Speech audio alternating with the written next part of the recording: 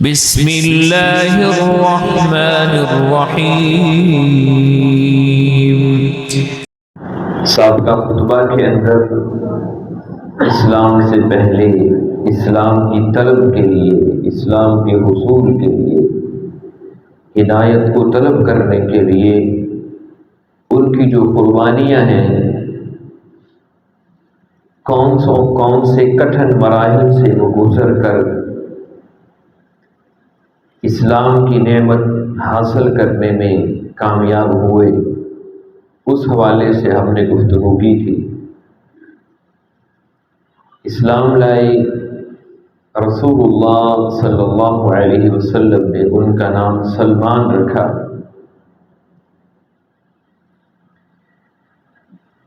چونکہ یہ ایک یہودی کے غلام تھے،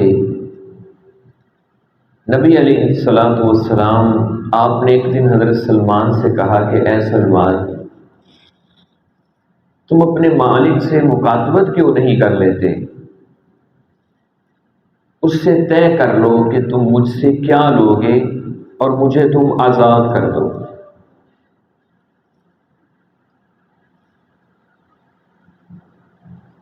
حضرت سلمان نبی علیہ الصلوۃ والسلام کا یہ فرمان سن کر اپنے مالک کے پاس گئے، کہا کہ میں آپ سے مکاتبت کرنا چاہتا ہوں، آپ مجھے آزاد کر دیں، کیا لیں گے؟ اس نے کہا میں 300 درخت لوں گا کھجوروں کے، بما ان کا پھل، اور 40 اوقیہ سونا لوں گا، پھر میں تمہیں آزاد کر دوں گا۔ حضرت سلمان نے ساری بات آ کر نبی مکرم صلی اللہ علیہ وسلم کو بتائی۔ آپ صلی اللہ علیہ وسلم نے صحابہ کو جمع کیا، آپ نے فرمایا ہم نے سلمان کو آزاد کروانا ہے، اتنی قیمت مانگی ہے یہودی نے اور ہم نے ادا کرنی ہے۔ صحابہ کرام نے اپنا اپنا حصہ جمع کروایا، درخت لے کر آئے، پودے لے کر آئے نبی علیہ السلام کی خدمت میں، کوئی 10 لے کے آ رہا ہے، کوئی 20 لے کے آ رہا ہے، کوئی 30 لے کے آ رہا ہے، 300 درخت پورے ہو گئے۔ نبی صلی اللہ علیہ وسلم نے حضرت سلمان کو کہا کہ اے سلمان، تم جاؤ یہودی کے باغ کے اندر 300 گڑھے کھودو، درخت بھی لے جاؤ، لیکن جب تک میں نہ آؤں تم نے کوئی درخت لگانا نہیں۔ حضرت سلمان نے 300 گڑھے کھودے اور آ کر نبی علیہ السلام کی خدمت میں عرض کی کہ اللہ کے پیغمبر، جو آپ نے کام کہا تھا وہ میں نے کر دی ہے۔ رسول اللہ صلی اللہ علیہ وسلم گئے، آپ نے اپنے مبارک ہاتھوں سے وہ 300 درخت لگائے، اور ان میں سے ایک درخت جو ہے ایک بھی خشک نہیں ہوا سوائے ایک درخت کے۔ حضرت سلمان کہتے ہیں کہ وہ درخت نبی علیہ الصلوۃ والسلام نے نہیں لگایا تھا، وہ کسی اور نے لگایا۔ نبی علیہ الصلوۃ والسلام کو پتہ چلا، آپ نے وہ درخت اکھاڑ کر اس درخت کی جگہ پر ایک اور درخت لگایا کھجور کا، اور اس نے بھی اسی طرح پھل دیا جیسے وہ 300 درختوں نے پھل دیے تھے۔ چند ہی دنوں میں اس درخت کے اوپر اللہ کے پیغمبر کی یہ ایک معجزہ تھا، آپ کے ہاتھوں کی برکتیں تھیں کہ اس کے اوپر جتنا پھل اس نے کہا تھا وہ لگ گئے۔ اللہ کے پیغمبر سونا، رسول اللہ صلی اللہ علیہ وسلم بیٹھے ہوئے، ایک صحابی سونے کی ایک ڈلی لے کر آئے ہیں۔ یہ ایک ترمذی کی روایت ہے، وہ ڈلی وہ ایک انڈے کے برابر تھی، اس کا کتنا وزن ہوگا؟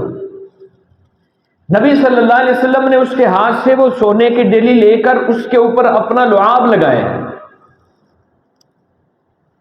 لعاب لگا کر اس سونے کا وزن کیا گیا تو پورے 40 اوقیہ سونا اس کا وزن ہو گیا۔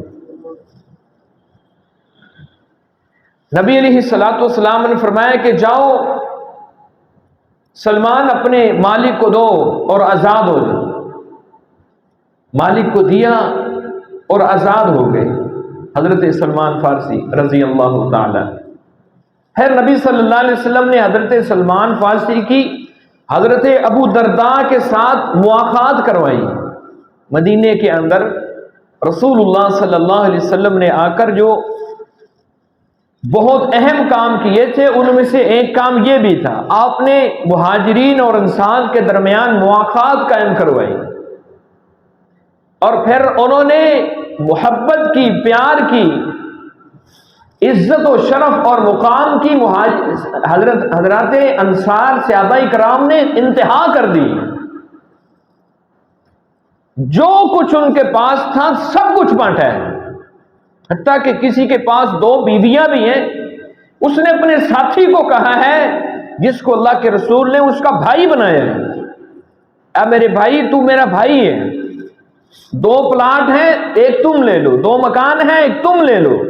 اللہ، حتیٰ کہ کسی کی 2 شادیاں ہیں، اس نے اپنے بھائی سے کہا کہ تو جس بیوی کو کہتا ہے میں اس کو طلاق دے دیتا ہوں، تم اس سے شادی کر کے اپنے گھر کو آباد کرو۔ یہ رسول اللہ صلی اللہ علیہ وسلم کی تربیت کا اثر تھا۔ آپ نے جو انسانیت کا درس دیا ہے، اللہ کی عبادت کے حوالے سے، حقوق العباد کے حوالے سے، اللہ کے رسول علیہ الصلوۃ والسلام کے ٹریننگ یافتہ یہ صحابہ، تو حضرت سلمان کو نبی علیہ السلام نے فرمایا کہ تیرا بھائی ابو درداء ہے، بھائی بن گئے۔ ایک دن حضرت سلمان حضرت ابو درداء کے گھر گئے۔ یہ بڑے حضرت ابو درداء بہت نیک انسان تھے، بہت اللہ والے۔ اب بیوی کو حکم ہے کہ وہ اپنے خاوند کے لیے بناؤ شنگار کرے، اس کے لیے سجے سنورے۔ حضرت سلمان نے دیکھا کہ حضرت ابو درداء کی بیوی کی وہ حالت نہیں ہے جو ایک شادی شدہ عورت کی ہونی چاہیے اپنے خاوند کے لیے۔ کہاں حضرت ابو درداء کے گھر آنے کا وقت ہو گیا ہے اور تم نے کوئی بناؤ شنگار نہیں کیا اپنے خاوند کے لیے۔ کہاں سلمان، ابو درداء کو تو میرے اندر کوئی دلچسپی نہیں ہے، وہ صرف روزے ہی رکھتے ہیں، راتوں کے قیام ہی کرتے ہیں۔ اچھا یہ بات ہے، کہا اچھا پھر آج رات میں آپ میں گزاروں گا۔ اور یہ حضرت سلمان فارسی کے گھر نہیں رہتے تھے، یہ اصحاب صفہ میں شامل تھے۔ کہا آج رات میں آپ کے گھر میں گزاروں۔ ابو درداء کو پتہ چلا، گھر آئے، کہا کھانا بناؤ مہمان کے لیے، میرے بھائی کے لیے کھانا بناؤ۔ دن کا وقت تھا، ابھی افطاری کا وقت نہیں ہوا تھا، روزے سے تھے حضرت ابو درداء۔ تو کھانا پیش کیا گیا تو حضرت ابو درداء نے کہا کہ آپ کھائیں۔ کہا جب تک آپ نہیں کھائیں گے میں نہیں کھاؤں گا۔ نفلی روزہ تھا، اس کو ختم کر دیا۔ کہنے لگے پہلے آپ اپنا نفلی روزہ ختم کریں، میں پھر کھانا کھاؤں گا۔ دونوں ساتھیوں نے مل کر کھانا کیا۔ رات کو حضرت سلمان نے حضرت ابو درداء کو نصیحت کی، اللہ کے بندے، جس طرح اللہ کا تمہارے اوپر حق ہے اسی طرح تمہاری آنکھوں کا تمہارے اوپر حق ہے، اسی طرح تمہاری بیوی کا تمہارے اوپر حق ہے۔ اللہ کا حق بھی ادا کرو، اپنی بیوی کا حق بھی ادا کرو، اپنی آنکھوں کا حق بھی ادا کرو۔ تربیت کی حضرت سلمان نے حضرت ابو درداء کی۔ صبح رسول اللہ صلی اللہ علیہ وسلم کی خدمت میں حاضر ہوئے، رات کا سارا واقعہ سنایا۔ نبی صلی اللہ علیہ وسلم نے حضرت ابو درداء سے کہا، اے ابو درداء، سلمان تم سے زیادہ ذہین ہے، تم سے زیادہ فقیہ ہے، تم سے زیادہ عقل مند ہے۔ کیوں؟ کیونکہ اس کے پاس تورات کا بھی علم ہے، انجیل کا بھی علم ہے۔ اور یہ حضرت سلمان فارسی رضی اللہ تعالیٰ عنہ کی شخصیت کو یہ مقام حاصل ہے۔ رسول اللہ صلی اللہ علیہ وسلم نے فرمایا 3 قسم کے لوگ ایسے ہیں جن کو اللہ رب العزت 2 اجر عطا کرتا ہے۔ ان میں سے ایک قسم کے لوگ وہ ہیں جنہوں نے اہل کتاب میں سے اپنے پیغمبر کے اوپر بھی ایمان لے کر آئے، اور پھر اس کے بعد میں محمد صلی اللہ علیہ وسلم کے اوپر بھی ایمان لے کر آئے، اور حضرت سلمان فارسی انہی میں سے ہیں۔ حضرت سلمان فارسی انہی میں سے ہیں۔ ان کے لیے اللہ رب العزت نے 2 اجر لکھا۔ رسول اللہ صلی اللہ علیہ وسلم کو کیسی محبت تھی ان کے ساتھ، اللہ کے پیغمبر علیہ الصلوۃ والسلام کو کیسی محبت تھی۔ حضرت سلمان نے فارسی نے مشورہ دیا خندق کھودنے کا۔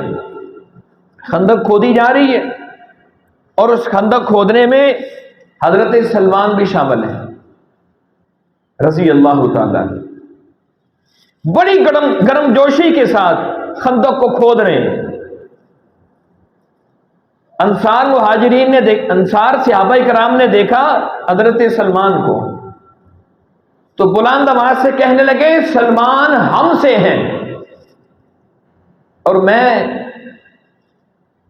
ایک حدیث کی روشنی میں یوں کہوں گا کہ حضرت سلمان وہ شخصیت ہیں جن کے ساتھ اللہ رب العزت محبت کرتا ہے، کیونکہ رسول اللہ صلی اللہ علیہ وسلم کا فرمان ہے کہ جب کسی شخص کے ساتھ اللہ محبت کرتا ہے، اللہ جبرائیل کو بلاتا ہے، پھر جبرائیل کے ذریعے فرشتوں کے اندر اس کی محبت کو ڈالا جاتا ہے، پھر فرشتوں کے ذریعے سے زمین کے اوپر اس کی محبت کو اتارا جاتا ہے، اور زمین کی ہر چیز اس کے ساتھ محبت کرتی ہے۔ یہاں انصار صحابہ کرام حضرت سلمان کے ساتھ محبت کا اظہار کر رہے ہیں، کہنے لگے سلمان ہم سے ہیں۔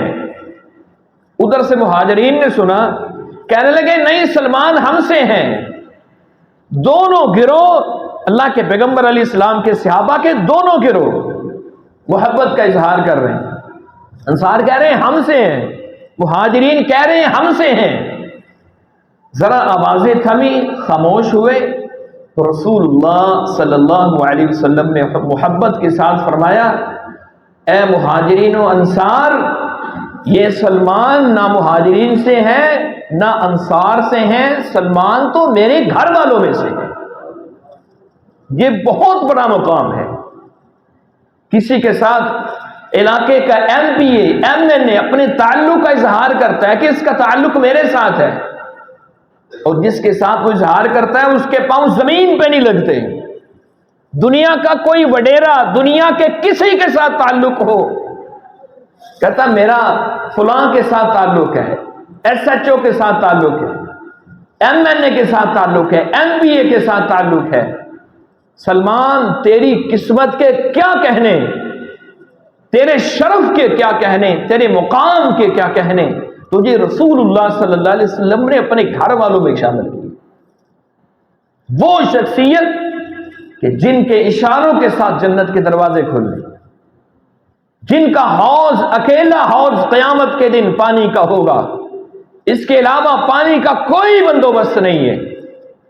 اس شخصیت نے سلمان کو کہا کہ سلمان تو میرے گھر والوں میں سے، اور اللہ کے پیغمبر کے اہل بیت، آپ کا مقام، آپ کا شرف، آپ کی عزت، اس کے کیا کہنے، یہ ایک الگ موضوع ہے۔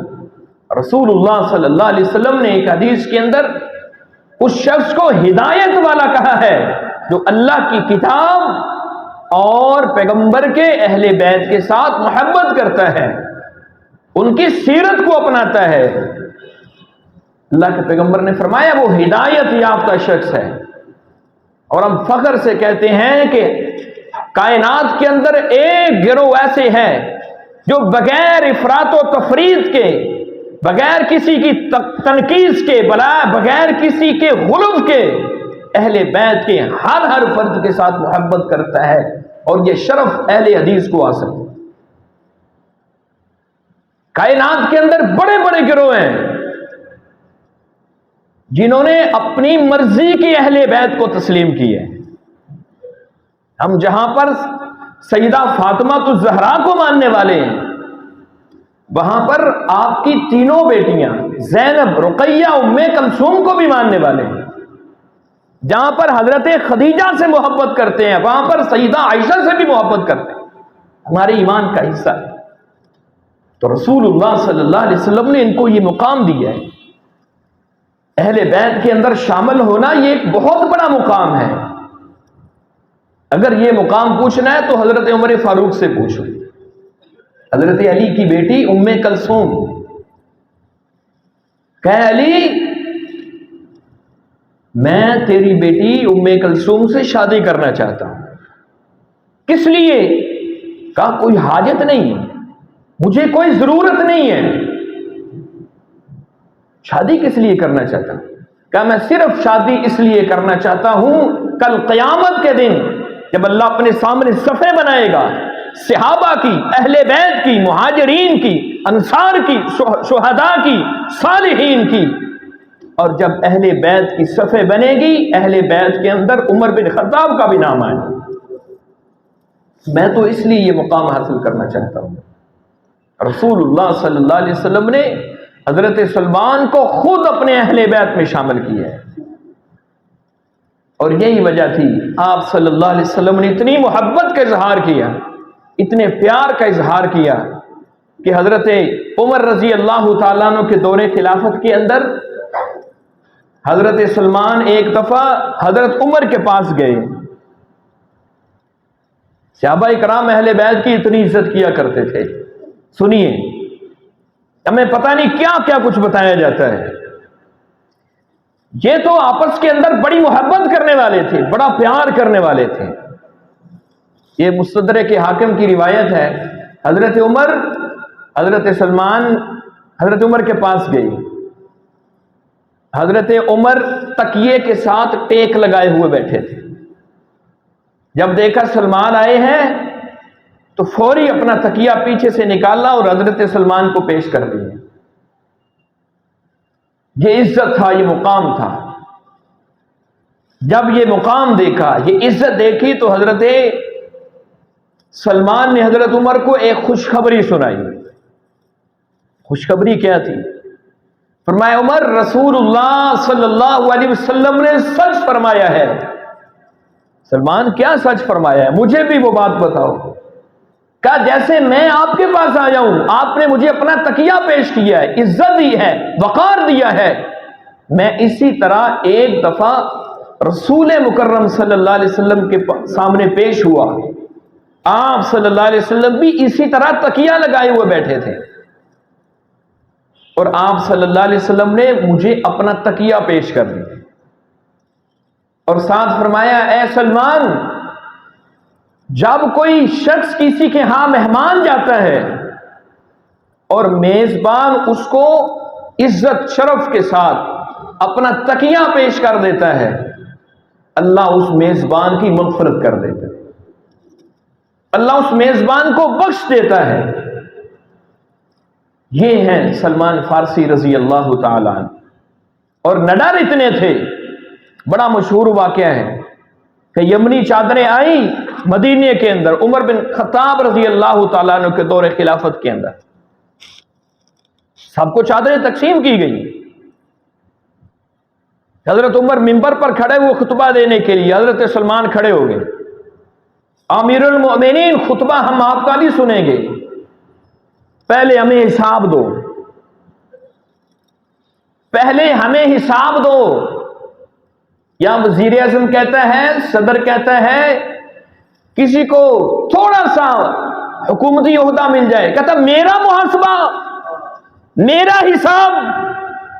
یہاں عمر بن خطاب اپنے آپ کو پیش کر رہے ہیں، کہا ہم آپ کا خطبہ نہیں سنیں گے، پہلے حساب دو. عمر بن خطاب نے خطبہ روک دیا. جی مانگے کس چیز کا حساب لینا ہے؟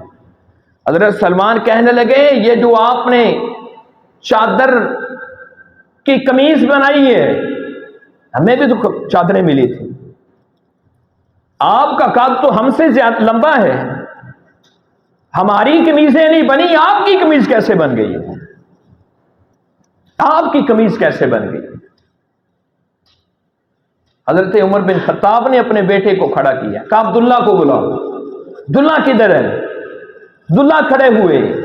کہا عبداللہ اپنے باپ کا حساب دو، اپنے باپ کا حساب دو. عبداللہ نے کہا اے سلمان، چادر تو میرے بابا کو ایک ہی ملی تھی، میرے بابا کو بھی ایک ملی تھی، چادر تو ایک ہی ملی تھی، لیکن میں نے اپنی چادر اپنے باپ کو دی ہے، 2 چادریں ملا کر میرے باپ کا کرتا بنا ہے۔ یہ حضرت سلمان تھی رضی اللہ تعالی۔ ایسے نہ ڈر بے باک کہ حاکم امیر المؤمنین عمر بن خطاب جیسی شخصیت کے سامنے کھڑے ہو گئے، اور رسول اللہ صلی اللہ علیہ وسلم نے فرمایا مجھے اللہ رب العزت نے حکم دیا ہے کہ میں 4 لوگوں سے محبت کروں۔ کیسے خوش نصیب لوگ ہیں، اللہ حکم دے رہا ہے اپنے پیغمبر کو، اللہ حکم دے رہا ہے، اللہ کے پیغمبر فرماتے ہیں اللہ نے مجھے حکم دیا ہے کہ میں 4 لوگوں سے محبت کروں۔ صحابہ نے پوچھا اللہ کے پیغمبر وہ کون خوش نصیب ہیں 4 لوگ؟ ایک ہم ہے نا، ہم بھی کہتے ہیں ہمیں اللہ کے رسول سے محبت ہے، دنیا کا ہر شخص یہ دعویٰ کرتا ہے کہ مجھے اللہ کے رسول سے محبت ہے، کسی بھی مکتبہ فکر کا ہو، وہ اپنے اپنے انداز کے ساتھ محبت کا اظہار کرتا ہے۔ یہ الگ بات ہے کہ کوئی سنت کے مطابق محبت کا دعویٰ کرتا ہے، کسی کی محبت اپنے انداز کی ہے، بہرحال دعویٰ تو ہر شخص کرتا ہے۔ ایک وہ خوش نصیب گروہ ہے جن کو اللہ رب العزت حکم دے رہا اپنے پیغمبر کو کہ اے محمد صلی اللہ علیہ وسلم، اے پیغمبر، اے میرے لاڈلے نبی، تو ان کے ساتھ محبت کر۔ کیوں؟ فرمایا اس لیے کہ اللہ نے مجھے فرمایا ہے کہ اللہ بھی ان کے ساتھ محبت کرتا ہے، اللہ بھی ان کے ساتھ محبت کرتا ہے۔ اللہ کے پیغمبر یہ خوش نصیب گروہ کون سا ہے؟ یہ کون 4 لوگ ہیں؟ نبی صلی اللہ علیہ وسلم نے فرمایا علی، سب سے پہلے فرمایا علی، 3 دفعہ آپ صلی اللہ علیہ وسلم نے فرمایا علی رضی اللہ تعالیٰ عنہ کا نام لیا، پھر آپ نے فرمایا ابو ذر رضی اللہ تعالیٰ عنہ، پھر آپ نے حضرت سلمان فارسی کا نام لیا ہے، پھر آپ نے حضرت مقداد کا نام لیا ہے۔ فرمایا یہ 4 لوگ ہیں جن کے ساتھ اللہ بھی محبت کرتا ہے اور اللہ نے مجھے بھی حکم دیا ہے کہ میں ان کے ساتھ محبت کروں۔ اور نبی صلی اللہ علیہ وسلم نے ایک حدیث کے اندر ارشاد فرمایا، آپ نے فرمایا 3 لوگ ایسے ہیں کہ جن کی جنت طلبگار ہے، جنت چاہتی ہے کہ یہ میرے اندر آئیں، جنت ان کو طلب کرتی ہے۔ رسول اللہ صلی اللہ علیہ وسلم کے یہ صحابی کون ہے؟ آپ نے 3 کا نام لیا، حضرت علی، حضرت عمار اور حضرت سلمان فارسی رضی اللہ تعالی۔ فرمایا یہ 3 ایسے اشخاص ہیں جنت جن کی طلبگار ہے۔ اور آخری ایک بات کر کے اپنی گفتگو کو ختم کرتے ہیں۔ حضرت سلمان کی جب شادی ہوئی نا، میں بھی مسلمان ہوں، صحابہ سے محبت کا دم بھرتا ہوں، رسول اللہ صلی اللہ علیہ وسلم سے محبت کا دم بھرتا ہوں۔ میرا رویہ کیا ہے شادی کے وقت؟ اور یہ رسول اللہ صلی اللہ علیہ وسلم کے ٹریننگ یافتہ ہے۔ شادی ہوئی تو اپنی بیوی کے پاس گئے تو کمرے کے اندر پردے لٹک رہے تھے، سب سے پہلے ان پردوں کو اتار دیا، پھر جہیز کا سامان دیکھا، کہا ہمیں تو اتنے سامان کی کوئی ضرورت نہیں، ہمیں تو سامان کی کوئی ضرورت نہیں ہے، میں بھی رسول اللہ سے محبت کرنے والا ہوں، میں بھی صحابہ سے محبت کرنے والا ہوں، میری حالت کیا ہے؟ میں اتنی لمبی لسٹ دیتا ہوں اپنے سسرال والوں کو، طلاقیں ہو گئی اس وجہ سے کہ جو جہیز کہا تھا وہ پورا ملا نہیں۔ باپ نے اپنی بیٹی کو رخصت کرنے کے لیے اپنا مکان بیچ ڈالا ہے، مکان بیچ ڈالا ہے۔ گھروں میں بیٹیاں 40 سال 50 سال عمر ہو گئی ہے، باپ کے پاس اتنا پیسہ ہی نہیں ہے کہ وہ جہیز کا سامان دے کر اپنی بیٹی کو رخصت کر سکے۔ ہم نے نکاح کو اتنا مشکل کر دیا ہے، ہم نے شادی کو اتنا مشکل کر دی ہے. یہ حضرت سلمان ہے. ہاں بقدر ضرورت رسول اللہ صلی اللہ علیہ وسلم نے اپنی بیٹی کو بھی سامان دی ہے.